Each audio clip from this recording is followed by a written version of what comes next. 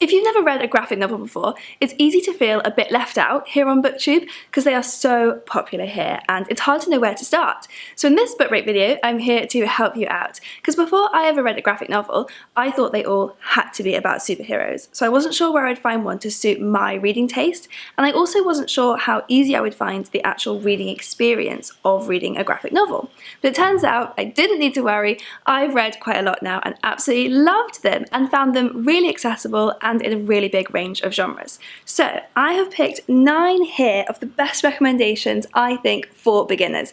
These are a range of genres and I think you'll find one to suit you. So the first one I ever read was The Diary of a Teenage Girl by Phoebe Gloeckner, and this is actually a great one for beginners because it's only part graphic novel and part traditional prose. So this is about a 15-year-old girl called Minnie who starts up a relationship with her mother's boyfriend. So this book does cover a lot of heavy issues from drug abuse to sexual assault. A lot of it is based on the author's own life. But I think it's a really great introduction to reading some passages drawn as comics, and it's also just a really interesting use of the format. So once you've got the hang of reading the format, then we can move into books that are entirely graphic novels, like Pumpkinheads by Rainbow Rowell and Faith Erin Hicks. So this is a really sweet story. It's actually perfect for autumn because it's set on a pumpkin patch, but it's so lovely you can just read it all year round. So this is about a pair of best friends who work every autumn on a pumpkin patch, and then they don't see each other the rest of the year. But this is their last year working together before they go off to college. So on their last night, they go on an adventure. And it's just adorable and such a lovely looking book. It's so fun to see this pumpkin patch really properly visualised. And while we're on the really sweet stories, Heartstopper by Alice Osmond is one I've seen all over BookTube at the moment. Meg with Books in particular has been raving about this, so this is definitely one to read if you want to join in with some of the conversations. So this one is a really sweet love story about 2 boys called Charlie and Nick who go to the same all-boys grammar school, and this one is a series, so if you fall in love with the characters here, you can keep going. And next for a slightly different type of love story, so the last 2 are YA. Dan and Sam by Mark Watson and Oliver Harrood is for adults and is a bit more bittersweet. So this is about Dan and Sam, who are a very happily married couple until a tragic accident happened and Sam dies. And so over the next year after her death, Dan is finding it really, really hard to move on. He goes and talks to her grave all the time, he says goodnight to her in bed at night. It's very sad, it's all in black and white for these bits. But then, on the anniversary of her death, it bursts into colour and some kind of magic brings Sam back just for the night. And she says that once a year on the night of her death, she can come back just for that night, and she'll keep doing that every year until Dan falls in love again.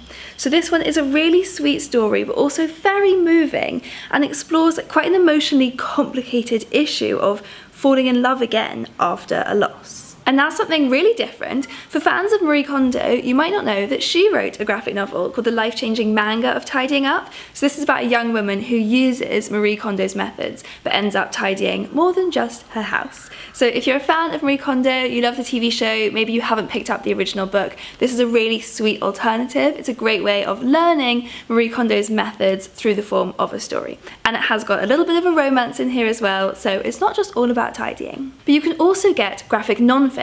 So one of the most famous examples of this is Persepolis by Marjane Satrapi.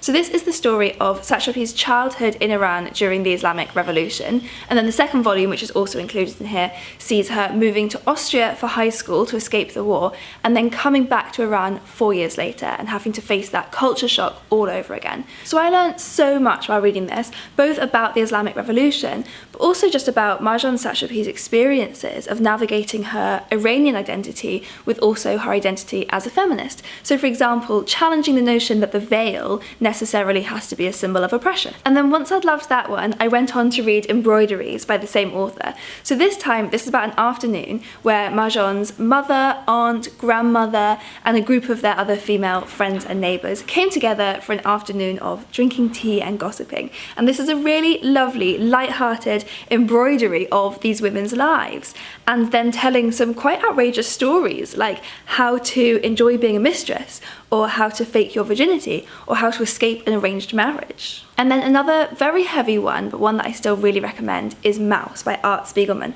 and this was one of the first graphic novels to get serious academic attention. So this book is Spiegelman retelling his father's experiences of surviving the Holocaust as a Polish Jew, and in the book the Jewish people are drawn as mice and the Germans as cats, so it's obviously very symbolic. And it's also very postmodern, so in the book Art Spiegelman talks about the different artistic choices that he could make and kind of retells the story of him writing this book within the book. It's absolutely brilliant. And then to finish on one for fans of classics, I've got Glass Town by Isabel Greenberg. So Isabel Greenberg is the author of 100 Nights of Hero, which is another one that's been really popular here on BookTube, so I'm sure you've seen that talked about. Glass Town is her new book, and this is about the Bronte siblings. So when they were younger, the Brontes wrote these childhood stories about a fictional world called Glass Town. And in this book, Glass Town is brought to life and the Brontes can actually step inside it. So it's this really great mix of real stories from the Brontes' lives as well as Isabel Greenberg's fantastic imagination at work here. But as you can see from the amazing displays behind me here at Gosh Comics, the range of graphic novels is just endless. And I've already chosen, just from looking this morning, the next one I want to buy, which is Through the Woods by Emily Carroll, which looks like Brothers Grimm style stories. And if you want more reading recommendations from Book Break, we have loads. Click on this playlist to browse whatever you want. And do come to Gosh Comics to browse their amazing graphic novel selection. See you next time.